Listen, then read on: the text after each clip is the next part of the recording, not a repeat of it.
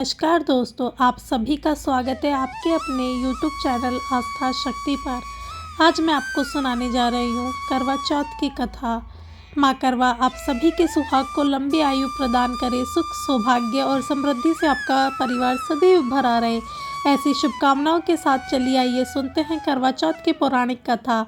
बहुत समय पहले की बात है। एक साहूकार के 7 बेटे थे और उनकी एक बहन करवा थी। सभी 7 भाई अपनी बहन से बहुत प्रेम करते थे, यहाँ तक कि वह पहले उसे ही खाना खिलाते और बाद में स्वयं खाते थे। एक बार उनकी बहन ससुराल से मायके आई हुई थी। शाम को भाई जब अपना व्यापार व्यवसाय बंद करके घर आए तो देखा उनकी बहन बहुत व्याकुल थी। सभी भाई खाना खाने बैठे और अपनी बहन से भी खाना खाने का आग्रह करने लगे, लेकिन बहन ने बताया कि आज उसका करवा चौथ का निर्जला उपवास है और वह भोजन सिर्फ चंद्रमा को देखकर उसे अर्घ देकर ही खा सकती है, क्योंकि चंद्रमा अभी तक नहीं निकला, इसलिए वह भूख प्यास से व्याकुल हो उठी है। सबसे छोटे भाई अपनी बहन से ऐसी हालत देखी नहीं गई और वह दूर पीपल के पेड़ पर जाकर एक दीपक जलाकर चलने की ओट में रख देता है। दूर से देखने पर ऐसा लगता है जैसे मानो चतुर्थी का चांद उदित हो रहा। इसके बाद भाई अपनी बहन को बताता है कि चंद्रमा उदय हो गया है, तुम उसे अर्घ देने के बाद भोजन कर सकती हो। बहन खुशी के मारे भाभीयों के पास भागी गई और कहने लगी, भाभी चलो चंद्रमा उदय हो गया है, अर्घ देकर व्रत खोलते हैं। सभी भाभियाँ बोली, नहीं बहन, यह तो तुम्हारा चंद्रमा निकला है, तुम इसे अर्घ दे दो, हमारा चांद तो बाद में निकलेगा। बहन के कुछ समझ नहीं आया, परंतु भाइयों के कहने पर वो सीढ़ियों पर चढ़कर चंद्रमा को देखती है और उसे अर्घ देकर खाना खाने बैठ जाती है। जैसे ही वो पहला निवाला मुंह में रखती है तो उसे छींक आ जाती है, दूसरा निवाला रखते ही मुंह में बाल आ जाता है और तीसरा निवाला रखते ही उसके ससुराल से उसका बुलावा आ जाता है कि जल्दी से जल्दी आओ। वह अपने घर जैसे ही पहुंची, माँ बेटी की विदा करने के लिए बक्सा खोलती है तो उसमें काले और सफ़ेद कपड़े निकलते हैं। यह देखकर वो घबरा जाती है और बेटी से कहती है कि बेटा, रास्ते में जो भी बड़ा बूढ़ा या छोटा बच्चा मिले सबके पैर छूती जाना। जैसे ही कोई पूर्ण आशीर्वाद देकर पूर्ण सुहागन होने का कहे तो अपने पल्ले के गांठ बांध लेना। वह अपनी माँ के कहे अनुसार करती है, परंतु उसे सदा सुखी रहो कोई कहते, लेकिन कोई सदा सौभाग्यवती रहो, कोई पुत्रवती रहो, कोई ऐसा आशीर्वाद देता। कोई भी उसे पूर्ण आशीर्वाद नहीं देता। जैसे ही वह अपने ससुराल पहुँचती है, उसके घर के आंगन में छोटी ननद मिलती है।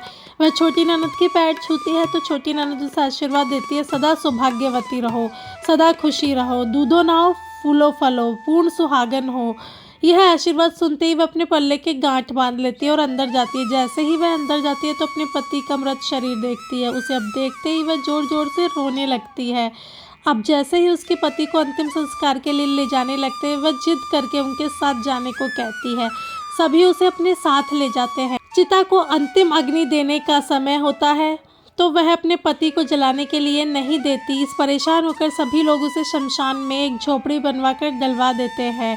वह अपने पति के शव को लेकर वहां बैठ जाती है और उसकी देखभाल करने लगती है। उसकी छोटी ननद रोज उसके पास आया करती और उसे खाना दे जाया करती थी और वह सुबह शाम अपने पति की सफाई करती और उसी के पास बैठी रहती। अब वह हर महीने की चौथ का व्रत करने लगी। व्रत करती, चंद्रमा को अर्घ देती और जब जोत करने बैठती तो चौथ माता प्रकट होकर कहती, करवा ले घनी बुखारी करवा ले, भाइयों की प्यारी करवा ले। तो वह उनसे अपने पति की आयु मांगती। तो हर महीने की चौथ माता उसे यह कहकर वापस चली जाती कि तेरा सुहाग हमने नहीं, सबसे बड़ी चौथ माता ने लिया है, तो उन्हीं से अपना सुहाग वापस मांगना। ऐसे ही अश्विन माह की चौथ आई तो करवा उनसे कहने लगी, माता मैं 12 महीने से यहाँ बैठी चौथ का व्रत कर रही हूँ, अब तो मुझे मेरा सुहाग लौटा दो। अश्विन की चौथ माता बोली, तेरा सुहाग मैंने नहीं लिया, मुझसे बड़ी कार्तिक की चौथ माता तुझसे नाराज है। यदि तू अपने पति के प्राण वापस चाहती है तो उनके पैर पकड़ लेना और उन्हें छोड़ना मत। 16 श्रृंगार का सारा सामान तैयार रखना। ऐसा कहकर अश्विन की चौथ अंतर्धान हो जाती है। अब जब कार्तिक की बड़ी चौथ माता आई तो करवा ने अपनी छोटी ननद से 16 श्रृंगार का सुहाग का सारा सामान मंगवाया। जब ननद ने जाकर माँ को ये बात बताई तो सास बोली, लगता है पागल हो गई है, जो मांगती है दे आ। छोटी ननद सुहाग का सारा सामान लेकर करवा को दे आती है।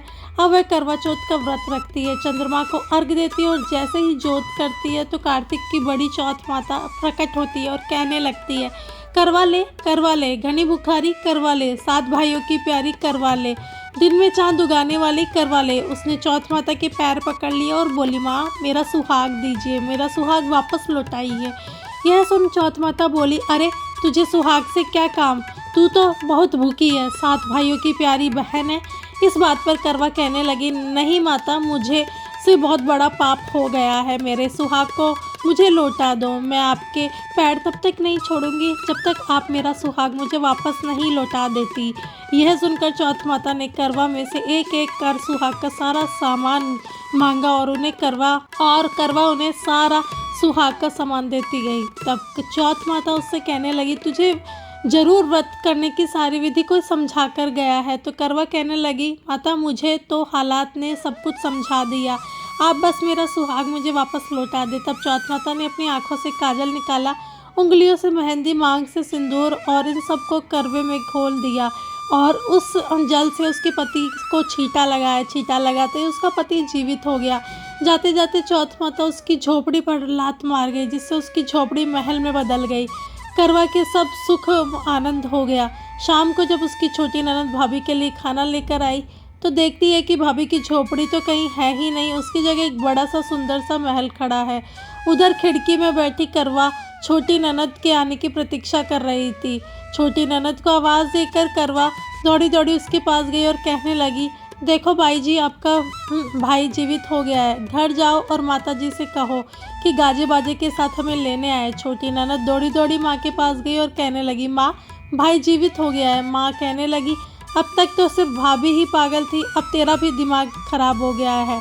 तो वह बोली, नहीं माँ, मैंने अपनी आँखों से देखा है, भाई जीवित हो गया है। यह सुनकर माँ और बेटी दोनों गाजे बाजे के साथ अपने बेटे और बहू के पास पहुँचे। बेटे को जीवित देख सास बहू के पैर छूने लगी और बहू सास के पैर छूने लगी और कहने लगी, माता जी देखो, आपका बेटा जीवित हो गया है। तो सास बोली, बेटी मेरा बेटा नहीं, तेरा पति जीवित हो गया है, मैंने तो साल भर पहले ही इसकी अंतिम विदाई दे दी थी, यह तो तेरे भाग्य से वापस आया है। हे चौथ माता, जैसे पहले साहूकार की बेटी के साथ किया वैसा किसी के साथ मत करना, और जैसा बाद में उसको सुहाग का आशीर्वाद दिया वैसा इस कथा के कहने, सुनने और हुकारा भरने वालों पर सब पर कृपा करना। जय हो चौथ माता की।